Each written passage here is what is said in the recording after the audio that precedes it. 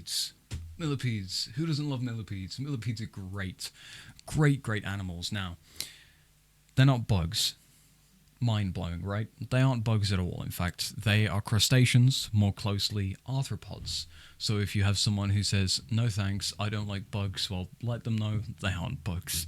They are arthropods, and they're gonna find them awesome, I hope, because they're harmless little things, kind of.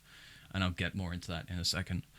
So these guys, people think millipede means million legs. No, they don't have a million legs. They have 2 sets of legs per body segment, so they can range from anywhere between 230 to 300 legs.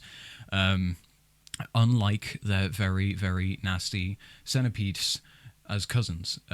I'd love a centipede. I'm going to get one. Now, the one thing to take into note, though, is that they are venomous, some less than others, some more than others, some deadly venomous. Centipedes have 1 pair of legs per body segment, and at the front of their head, they have something called toxicognaths, which is how they inject that venom into you. Whereas these guys don't, but they do secrete a very, very nasty liquid from their bodies, which stinks, and it's poisonous. Very toxic liquid. Horrible. So, like every other animal you have and every other animal you hold, you should always wash your hands after holding these guys, but be extra thorough. Extra thorough, because if you get that in your body, it's nasty. It's horrible. These guys don't have many predators, but they don't have many defense mechanisms. Okay, ants are predators to them, and the reason I bring up ants is because in my enclosure, as you can see, I have sphagnum moss, also known as live moss. My first ever experience with sphagnum moss was I got it in the packet and I put it in the enclosure and there was an ant living inside of it. Now, ants are predators to these guys, relatively harmless, being a giant African train millipede. They have that very thick, very big exoskeleton. So ants can be predators, but it won't do much harm, but it's going to stress it out, and stressing out the animal may overwhelm it and kill it off eventually.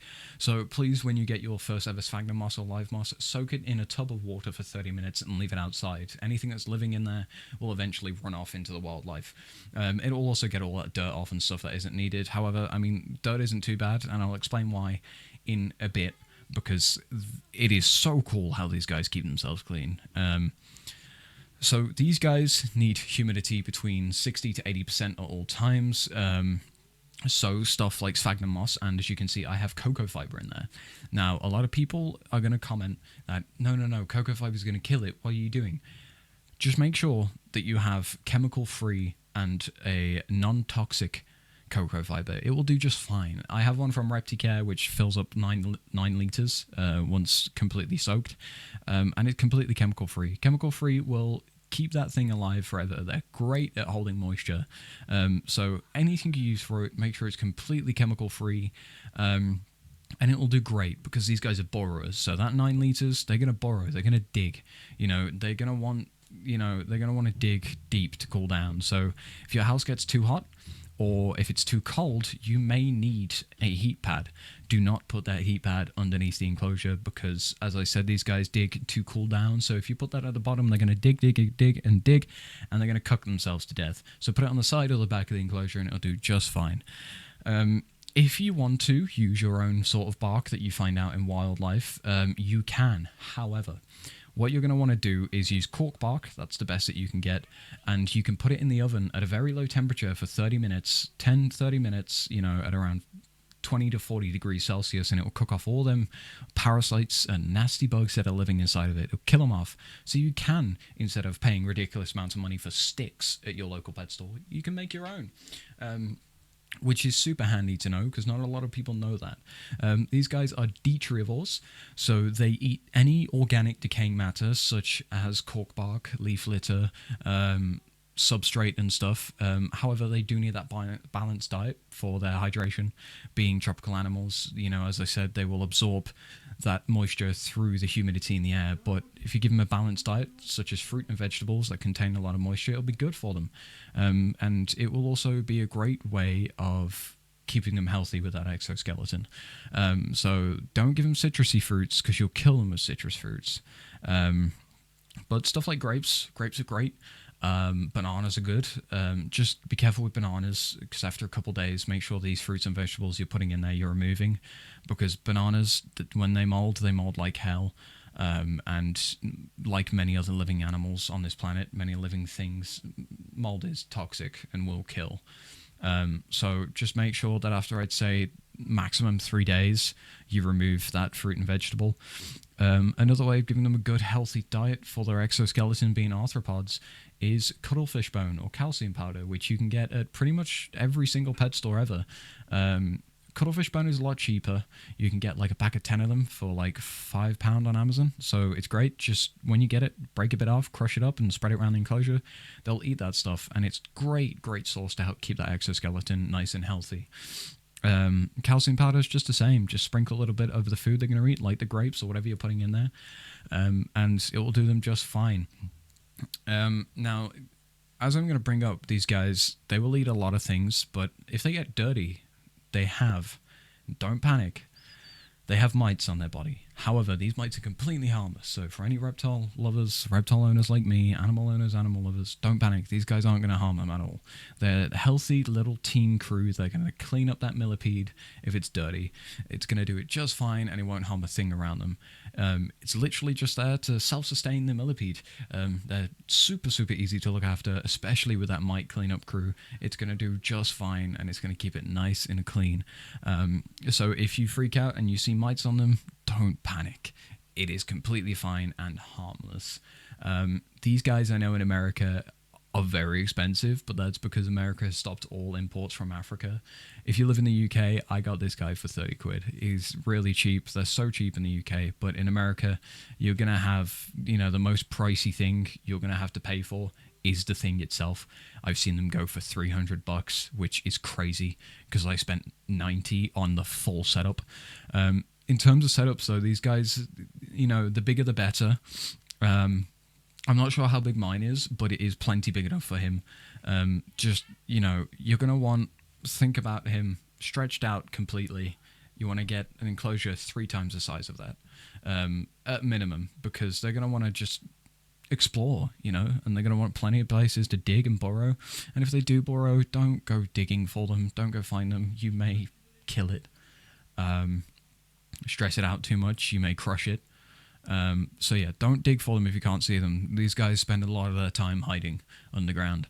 I know a story of a guy who had one and he couldn't see his for 6 months because it was just constantly burrowed. Probably only coming out at night, being nocturnal, to eat stuff. So yeah, it was burrowed a lot. Especially these guys, if you do by chance happen to get or plan on breeding a pregnant African trained millipede, they will store their babies underground. They will dig tunnels to look after their children. So if you go digging, you're going to kill possibly the mother and the children as well. So be very careful with that. Other than that, these guys aren't too pricey if you live in the UK and many other places. So they're really easy to look after and great starters for people. I do highly suggest them. Now, these guys, however they do have many legs, they can't harm you, okay? I mean, unless you're ingesting that liquid, they're not going to harm you. They can't penetrate the skin with their teeth, with their claws, They can't do any of that. They can't do any of that. They can't bite you. The skin isn't, skin's too hard. However, they do feel quite funny when holding them. Ticklish, having 258 legs run across your hand. It tickles a little bit, but don't panic, It's not a bug. You'll be fine. People who are scared of bugs, it's an arthropod. It's a crustacean. It won't harm you unless you try to eat it. Anyway, I do highly suggest them as a pet.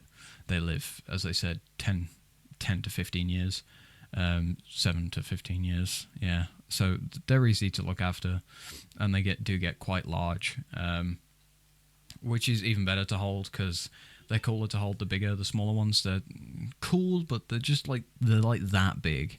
Whereas this guy's like that big. Okay, so he's really cool to hold, really fun to hold. Just don't try handling them too much because you might stress it out and it might die. But if somebody says to you, "Oh no, that enclosure is too big," you're going to stress it out and kill it. No, there's no such thing. Especially if it's wild caught. If they say to you that enclosure is too big, it's going to get stressed out and kill it. No, it's not possible. Okay, no, that's not how that works. Any animal, for that matter. An enclosure too big is just no. Have it as big as you want. The bigger the better. It's always the bigger the better. More enrichment, more room for them to explore.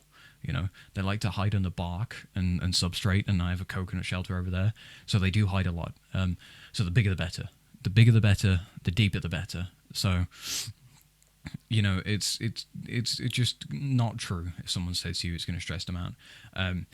Now, these guys do not get a heat lamp for them. If you do, you can get a UV one that doesn't, you know, give off light. You can put light on them. Just make sure it's as soft as daylight. The light that I have it on right now is doing just fine. It won't harm him at all. But if you want to have a light that's over there constantly that you only turn off at night, just put some like tissue paper or something over the top of where you're putting the light, just to soften that light down a little bit because it can be too bright. So yeah, that's pretty much all I have to say about these guys. They're great animals to have, and I do highly suggest them. I think you should definitely get one. Just make sure you keep that humidity up and a balanced diet, and they'll take care of themselves. And that's really about it. I mean, they're cool creatures, and I want to get more.